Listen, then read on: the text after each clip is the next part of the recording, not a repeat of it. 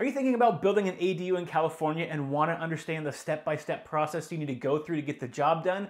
Or do you want to know more about a $40,000 grant that California is offering to help pay for the cost of ADUs? Or how about having a community that's all about ADUs, so if you have questions about the process, you have somewhere to go to get those questions answered? Well, then this episode is for you. On today's episode, I'm going to be talking to Ryan from How to ADU, and we're going to be going over all this information and more. So if you're thinking about building an ADU in California, you're not going to want to miss this. So let's go ahead and get into it.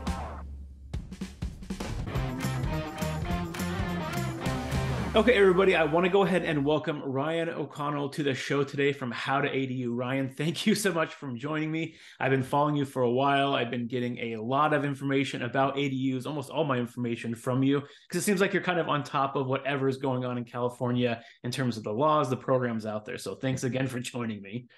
Oh, it's my great pleasure. I'm glad somebody shares my obsession or benefits from it. Exactly. So there's a couple things I want to go over today. The first, and I think the most important thing, is home prices are expensive. Interest rates have gone up significantly. So there's more and more homeowners now that are starting to say, hey, instead of purchasing another home, I've got family, maybe multi-generational. Either I'm younger and maybe my parents want to move in, or vice versa. I'm the parent, I have younger kids, and maybe I want them to take over the house and I can go live in the back house somewhere and save some costs, keep the family together, those type of things. So they're kind of starting to wonder, okay, is ADU right for me? And so how do I actually even get started in the process of seeing if I could put an ADU on my property and kind of what that looks like? So I just wanted to see if you can kind of walk us through some of your best practices that you've come across and all the time you've been doing with ADUs, and kind of what steps they might go through and resources they might want to look into to be able to figure out if it'd be right for them. Yeah. You own a house in California, and the advice is very simple. To start off on figuring out what you can do, you want to figure out what jurisdiction you're in the planning department for your property, and just have a conversation with them, right? And almost everybody's got a take on ADUs. Most of the jurisdictions in Orange County are following state law and allowing them. And then just before you go in for that conversation, you want to read the state guidance, the HCD, which is like our state's version of HUD. They've got a handbook about accessory dwelling units. It's free, and just skim it, right? Just kind of know your rights. And as long as what the city's saying is pretty in line with what the state's saying, then you're good to go. If there's anything that seems pretty out of whack, then you read that section a little more thoroughly. But that's a good way to like sandwich what you can do without picking a big fight, right? And are you finding that when you're talking to the city planners, are they usually pretty knowledgeable what's going on? Now that I know like SB9 is relatively new, so that's been kind of trying to get that implemented and making sure that the planning department's on top of it and knows the rules. Are you seeing that that's a little bit more fluid now and easier to kind of go through that process? ADUs have been real firmed up, and they've gone through multiple rounds of cleanup bills. You go in with something like SB9, and it's been law for almost a year now, but like there's a lot of kinks to work out. Yes. In general, what I'll say is people don't go into city planning unless they want to do good things, and so they'll be very open to it, and they'll try their best to figure out the laws if they don't know them already. And yeah, you're totally. It's a great time to be talking to city staff about accessory dwelling units. Okay. So basically, first you go to the city, you figure out kind of what's the process involved, figure out who you need to talk to first, and they're going to be kind of the one guiding you through the whole startup process of going through that. Now, once you kind of figure out, okay, yes, I can put an ADU on my property. Next, I'm guessing you would probably want to hire engineer, general contractor, someone to kind of start the design process. Yeah, I like doing the city and the HCD thing first because it's free, right? And it's kind of a good primer, or like you already pay your taxes, so the city kind of works for you, right? It's a good starting point. Like the most important thing is if you get a buddy at the planning department, like write their name down, and instead of going to the generic front desk, especially in larger cities or counties, get that individual who was like helpful. But then very quickly you start spending money. You talk about architects, engineers, builders, and what I would say is take a pause now that you know what you can do, and take a real moment to think about why you're doing it, right? And it sounds a little mushy and like touchy feely, but it's super important to it's like when you're buying a house. Why are you buying a house? What are you looking for? And then you might say, well, let's kind of take a peek at this, and are we doing it for housing a relative? Are we doing it to save money on housing costs for that relative? Are we doing it because we're looking at rental return and it's a build and hold? Are we doing it because we're really thinking about selling the house within the next 10 years, and we just see it as like a quicker flip, which is hard to do with an ADU? Yeah. So figuring out that why is gonna be very helpful, because you're gonna have 100 decisions over the course of this process. Yeah. So I would take a step back, think about why, Yep. and then once you know that, it kind of points you in certain directions. And you might architects are great. If you've got the budget for an architect who understands ADUs and understands customer service, that's a great hand holder through a project. If it's a smaller project and you're trying to keep things tight, sometimes a design builder is interesting, right? Somebody who the kind of contractor who doesn't mind doing permits, who likes drawing plan sets. Because ADs are smaller, you don't necessarily need an architect. You got the GC, the engineers. So those are both good options. I'm available. I do consulting calls. I try to create as many free resources as possible so people can just see it on YouTube and like answer the common questions. If you run into challenges or you have a lot of good options, then it becomes interesting to call me and we can kind of work through the best ones. But most people should just be able to self-serve. That's the point of these new streamlined rules. That's the hope. Yeah. Okay. So perfect. So get that done now. From your experience in talking to people that have been doing these, I mean, if someone was walking in, obviously there's 1,000 different options you can do in terms of building these. But let's say you're trying to build kind of just a base model, 800 square foot, 750.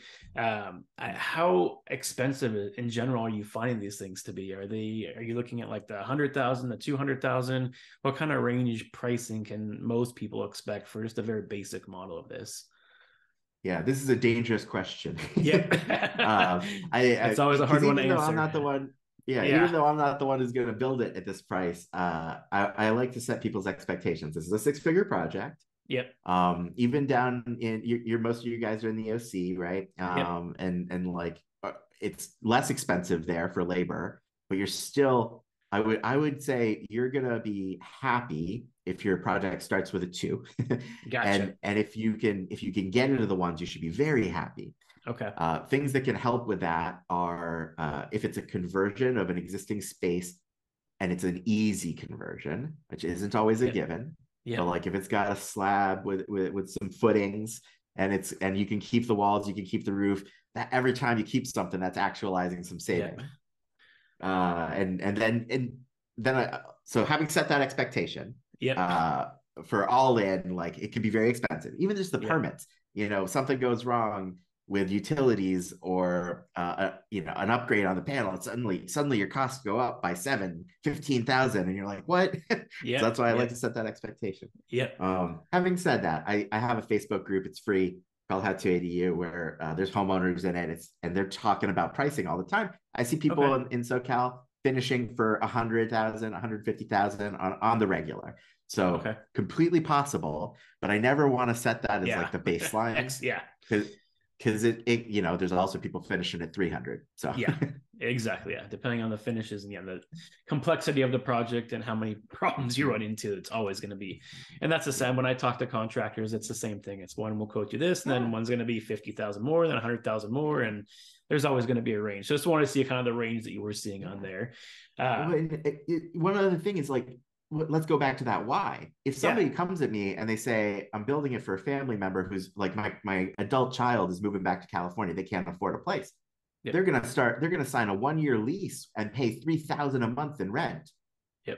Okay. Do you save money and spend 4 extra months on your project and spend 12,000 in rent plus lock that kid into a 1-year lease? Or do you say, actually, I should invest that in myself, and it's in the long run I save, or a variety of other outcomes. It's often like a time and money conversation, because you can finish these projects real cheap as an owner builder if you can invest 40 hours a week in the project, subbing it out and like vetting your own people, and you get a real low price tag, but like what costs sometimes. So it's give and take. And and so kind of the last question I have on that side of things is, From what you've been seeing in terms of like the timelines on these, is this something if someone wants to do this, they can say, hey, I can get this done in a few months? Is this going to be with all the permits and stuff? Are we looking at like a year or more? What kind of or the average timelines you're seeing with these ADUs from when they decide to start talking Yeah. to the city planner to kind of going through and getting it fully constructed, ready to move in? It's pretty typical to take a year. The Okay. the moment you submit a permit, it starts a clock with the city planner, and it's supposed to be that they reply in 60 days. The Okay. laws are getting even tighter about that, but we're Yep. not seeing a lot of enforcement about that. And so I Surprise. Yep. usually chalk in like, yeah, right. Like I chalk in 90 days for the city. Okay. And that includes like a round of comments where they can make some corrections. You have a week to fix them up and send it back in. So like 90 days for the plans permits, and that's a good outcome. Sometimes it Yeah. goes longer. Yep. And then it's pretty straightforward. There's not a ton to these. So Yeah. the builders can get going pretty fast if you're a priority because you're paying Yeah. the going rate. And if you're trying to skip, expect it to take a little longer. Maybe Yeah. it goes up to that 9 to 12 months. Yeah. Gotcha. Okay. So that makes But sense. So it's about a a year. marathon. Yeah. Oh, Yeah. yeah. Definitely. Yeah. It's just like any kind of renovation project. It's almost tenfold Mm-hmm. because you're building an Yeah. entire structure. Yeah. So always things that can go wrong. Okay. So I mean, I think it gives people at least a basic understanding of some of the very general stuff. So you talk to the city first. And some of the cities I've seen too, especially with like SB9 stuff starting to come out, they have like plans that are already permitted and ready to go. So they say, hey, if you want this size, it's already ready to go. Here's the design. That's going to knock off Mm-hmm. some time, I'm assuming, in terms of because everything's already ready, approved at that point. Yeah, yeah. Some programs exist at local levels, and that's always amazing. They Yep. vary in how pre-approved they really are, Okay. but generally they do cut down the timeline. The most extreme example is in like San Jose up here. I've seen people go in and basically get it over the permit. They get over the counter. They get a permit within a week, Oh, okay. and that's wild, right? Yeah. That's really Yeah. fun. Very hard. Yeah. Uh, don't know of anything that fast down south yet, but there's Okay. some jurisdictions doing a great job.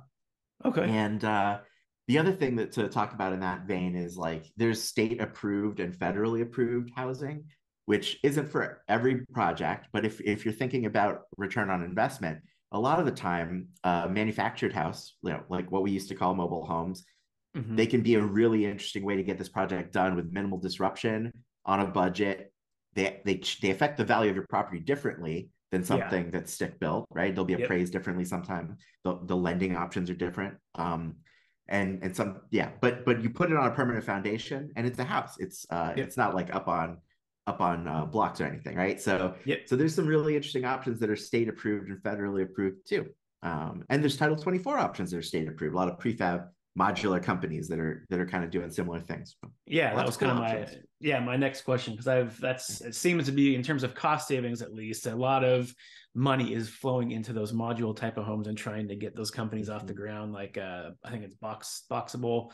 That one is not in California yet, I believe, but they are trying to get in here, and there's a lot of other places that are trying to kind of pop up where it's basically you're folding the walls in, shipping it, and then a lot of it's already done. So you're basically taking a crane, putting it together, saving some costs on it, but it's going to be this is what you get. You're not really able to alter it too much, except for maybe some of the Yeah. finishes. Yeah. So no comment on that specific company because it's like it doesn't I don't have a thing I can comment on in California yet. Yes. But modular companies in general, what I would do to set expectations is say the biggest savings is in disruption on site. So like Mm-hmm. all that construction happens somewhere else. That's guaranteed. You got Yep. somebody pouring a foundation, doing some site prep in your yard, and then the install day. Yeah. The places where I would set expectations are some of them are cheaper and some of them Mm-hmm. aren't. Yep. Some of them are a little faster, but some of them aren't. Like there's the same supply chain affects everything. So when costs go up on timber, it doesn't matter whether you're building it out of state or here or wherever, offsite, onsite. Lumber got expensive. And similarly, if your windows are delayed by 14 weeks, on-site construction or off-site, they're all buying the windows from like three or four manufacturers. So yeah, just be careful about that because the Okay. one thing is guaranteed is less on-site disruption. So if you're living there or you got tenants you care about, Like that's a really good factor to consider. But for Okay. savings, careful. Anybody who says like, "Oh, I'll get you a whole house for like half the number that Ryan said was really good Yeah. at this," Yeah. uh, Yeah. Watch out for that. figure Okay. out Well, that that's it's another great time to go to the planning department. You go, okay. hey, I'm going to get a permit. I want to figure out my permits with your unit. Can you send me the documents that I need to take to the building department and the planning department to get this unit installed? And the company will either be like, "Oh, we take care of that, and let's start the conversation. Send us the contact info," or they'll send you the docs. If they don't, if they're like, "Ooh, first put down 10 grand," you're like, Gotcha. "No Yep. thanks." Yeah. Yeah. And move on to the next one. Yeah. Okay. Well, I think that's some great information, like I said, on the getting started process. So the second thing I wanted to bring up, because it's becoming more and more of a talking point, and it seems like California is obviously trying to really encourage people to build these ADUs, is this new ADU grant program, which I think there's $100 million in this program altogether. And it basically is allowing people that qualify to get up to $40,000 to be able to help with the costs or some cost of building these ADUs. Can you kind of speak to a little bit about what that program's about and maybe some of the knowledge you have based on the conversations and what you've been finding out so far? Yeah, with pleasure. So I'll start by saying this thing changes like every day. So, That's what it so seems. When I'm we're talking on seeing it on November your 3rd. YouTube channels and your everything like that, it seems like every time I see it, there's a change here, a change here. Yeah, So it's yeah, a very flowing process. yeah. So like, hopefully we'll put a link in the description or something where you Yeah, can find the absolutely. most up-to-date information. It is a program being administered by Cal HFA, the state agency, right? And that's the best place to get authentic information, right? Cal HFA is allowed to give out this 100 million to homeowners who are increasing housing production by building an ADU or a JADU. And they've got some rules. So there's some income requirements. You can't be over a certain income level, but they're pretty generous. Hmm. I should have looked up the Orange County limit, but we'll Yeah, I put think it in the link. it's Yeah, yeah, I think Orange County is like 235,000, I believe, is the limit on there great. for your income. And the applicant just has to be somebody on the title, and at this time, Yeah. and show, and then you show your first 2 pages, your 2021 tax return to validate that income that you stated. So there's a Okay. lot of situations where you could be eligible for the grant, even at moderate income or above. So then you get 40 grand toward pre-development costs, basically Hmm. soft costs. And Hmm. again, this is changing what gets included and what doesn't, but every project has 40 grand in soft costs, unfortunately. Yep. So Yep. you'll find a way to spend it. And that can include paying down points on the loan or other non-recurring closing costs. Okay. So there's a lot of ways to use that 40,000. I'm not meeting many people who had to give some of it back. Yeah. And yeah, and then there's a variety of entities that can qualify you for the loan. Okay. So even though Cal HFA holds the money, they're not gonna administer the entire thing. So they have a bunch of lenders, and you could go to those lenders, get a construction or renovation style loan that qualifies you for the grant. And Cal HFA likes that because they can put the money in this controlled escrow account that's related to the grant or the loan, and they know that it's going to be administered properly by that control. If you don't want to use one of those lenders, or you have cash in a mattress or whatever, there's some nonprofits and some cities and some different entities that can also work with you to qualify you for the grant, and they're listed separately on that website. The one that's 90+% of people have used is called HPP Cares, and you can work with any kind of lending or any kind of cash you bring, but you have to fund the account. So you're going to be like, oh, I did my math and my project's going to cost 150 grand, and they're going to say, okay, 40s or 33s coming from the state, and then you fill it with the remaining cash. And so you put your cash in this controlled fund. It's not in your bank account anymore. And so that's how the grant kind of works. Okay. And have you, so it sounds like you've been working with or talking to some people that have been using this. Does it seem like it's a pretty easy process? Is there a lot of red tape involved? Is it's kind of, like it's like you said, it's That's a evolving. So it seems like there's always a little bit of slight changes here and Yeah. there. But how hard are these to get if you do qualify based on your income? What I'll say is it's not easy. It's not like there's no strings attached because you'll have to go through processes, right? Hmm. Whenever you get an invoice, if you want it paid directly from the escrow you've created, Now there's a process where before you could just write a check. Now you got to send like to an invoicing department, and like that adds steps, and that can add time. Just to be realistic, right? Having said that, like I'll go pretty far out of my way for like a $5,000 grant. So if you tell me, 40,000, even with some fees, even if it comes down to a less, like a 30,000 or a 35,000, like it's still a lot of money. So like Yeah. I'm willing to put up with quite a bit of paperwork. Yep. That's kind of my view on that. But it is time. It does add time and process. And I've spoken to some homeowners who are in very specific situations, and you got to talk to a financial advisor about your situation, right? Because A, it's taxable. The 40,000, you get a 1099 for it. B, I talked to somebody who was funding their ADU in cash, and it was a large project. It was a $300,000 project, and it's mostly from cash and a little bit from a HELOC. Their cash is in a 3% savings account, and the HELOC is at a 7% rate. And I'm like, you're gonna pull three, you're gonna stop getting 3% on that chunk. You're gonna start paying 7% interest on the whole HELOC, not just the amount you need at the beginning, because you're funding this account. Buddy, I'm not sure your CPA, I'm not your mom, Yeah. but like go think about that math. Yep. Because that starts to get expensive to touch 35 or whatever that. So yeah, it depends. Okay. It depends. Okay, perfect. And yeah, so I'll post that the link in the description or comment section, depending on where you're watching this. So if you want to check it out, get more information about it, you can see that. But it's definitely a program that if you can take advantage of, which a lot of people do qualify for, definitely something to look in as part of the process of you going through and planning this. So with that last question on the grant, when in the process should they be going through and doing this? Should they be talking to the city planner and looking at that grant at the same time? Or when in the process do you think would be best for them to kind of start that process of applying for it? It really, this is going to depend a lot, right? So Okay. I'm a big believer in do little baby steps on planning, budget and finance all at the same time.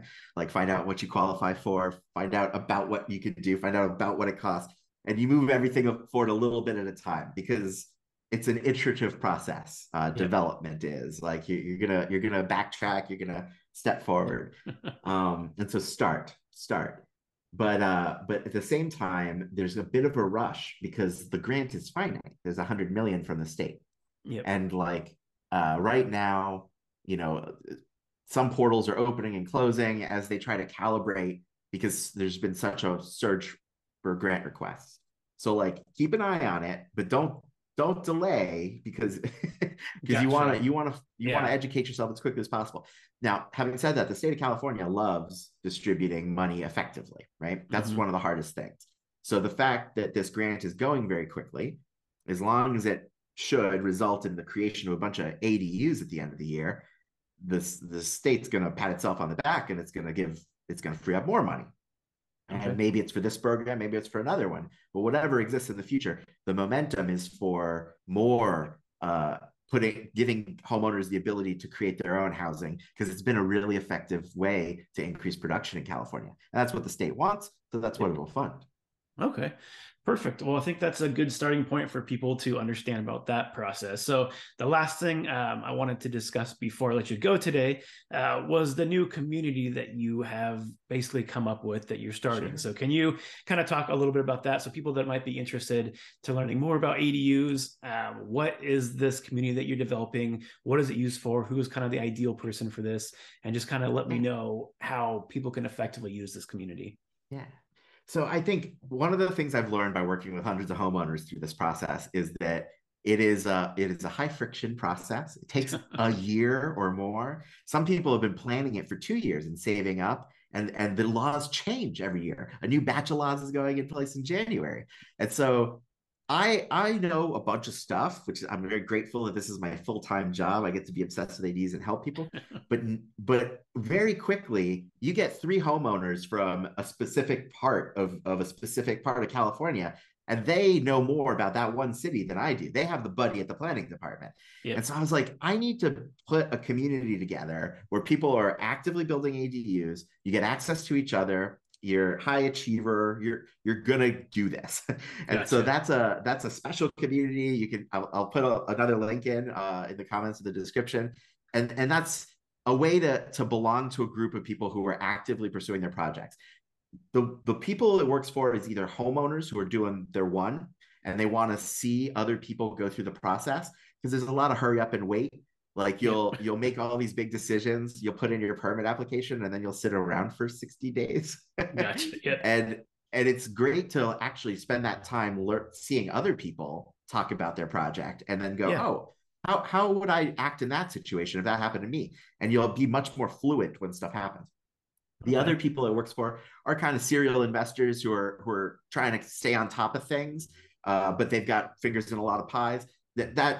There's quite a few of them in there too. Okay, gotcha. And that's beneficial to the homeowners because you get to look over and go like, oh man, that guy's on his 6th ADU. He knows what he's doing. And that's kind of how the group works. It's a monthly fee. Right now I'm doing first 14 days free. So it's a good way to test the water. Check it out. See the free resources that you get as soon as you enter the group. You get a lot of access to me and the group and the webinars at first anyway. It should be really fun. It's a good example of like all these new laws coming in January. It's not just that there's 12 changes that include 2-story ADUs and this and that. It's that those changes now have to be implemented at the local level. And so like we'll be learning and churning as we figure out how to actually where the rubber hits the road. And that's what the group's for. Okay, well, yeah, I mean that sounds like a perfect marriage of the two things. Where that's one of the biggest issues is like city by city, it's hard, even from what we discussed, just to figure out exactly the right process to go through, what is approved, what's not approved. So having those resources on the ground for individual counties, individual cities, sounds like kind of a no-brainer, and I'm surprised that no one's really created this community before. So thank you for creating that one, because it is a giant resource for people that are looking to try to get into this ADU, but maybe be a little apprehensive because there is a lot of stuff to learn as you're going through the process. So to be able to use others as kind of your soundboard, as well as what mistakes did they make, how did they do it better, how did they go about it the most efficiently way possible, I think would be perfect for anybody trying to look to do this ADU and get one in their property, or even figure out if it's the right thing for them. They can go in there, browse, talk to people, and that might help them determine, kind of like we talked at the beginning of the conversation, what is your real goals? What do you really want to go through this ADU? Because it is a process, it takes a while, and it's really going to be worth it at the end for you. So that makes perfect sense. I will definitely put that in the link as well, so you guys can check that out, sign up for the free trial, see if it's right for you.